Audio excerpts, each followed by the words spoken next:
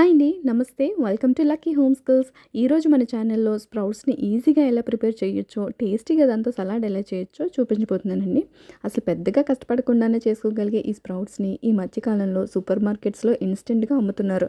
Of course జనాలు కూడా దాన్ని అలాగే కొంటున్నారనుకోండి. ఇక లేట్ చేయకుండా ప్రాసెస్‌లోకి వెళ్ళిపోదాం. ముందుగా దీనికోసం ఒక గిన్నెని తీసుకోండి. అందులోకి కొంచెం కొమ్ము శనగలు, గుప్పెడు వేరుశనగ గుళ్ళు, గుప్పెడు పెసలను యాడ్ చేసుకోండి. ఒకసారి అంతా బాగా వాష్ చేసుకొని 8-10 అవర్స్ పాటు నానబెట్టుకోండి. 8-10 అవర్స్ తర్వాత వీటిని వాటర్ లేకుండా డ్రైన్ చేసుకోవాలండి. ఒక కాటన్ టవల్ తీసుకొని దానిపైన గింజలన్నీ కూడా స్ప్రెడ్ చేసుకోండి. తడి లేకుండా నీట్‌గా ఒకసారి అంతా తుడిచేసుకోండి. గింజల్లో తడి అనేది అస్సలు ఉండకూడదు. లేదంటే మొలకెత్తిన తర్వాత స్మెల్ వస్తాయన్నమాట. ఒక 30 మినిట్స్ పాటు ఫ్యాన్ కింద పెట్టి ఆరబెట్టుకోండి. అరగంట తర్వాత ఇలా డ్రై అయిపోతాయన్నమాట. మీ దగ్గర ఏదైనా గాజు సీసా ఉంటే అది తీసుకోండి.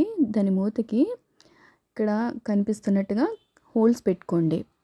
ఈ గాజు సీసాలోకి ఈ విత్తనాల్ని ట్రాన్స్ఫర్ చేసుకోవాలి. క్యాప్ పెట్టేసుకొని 24-36 అవర్స్ అనేది పక్కన పెట్టేసుకోండి. మొలకల్ని మనం కాటన్ క్లాత్ యూస్ చేసుకొని కూడా ప్రిపేర్ చేసుకోవచ్చు. అది ఎలాగో చూపిస్తాను. ఒక కాటన్ క్లాత్‌లో పెట్టి టైట్‌గా మూట కట్టేసుకొని పక్కన పెట్టేసుకోండి.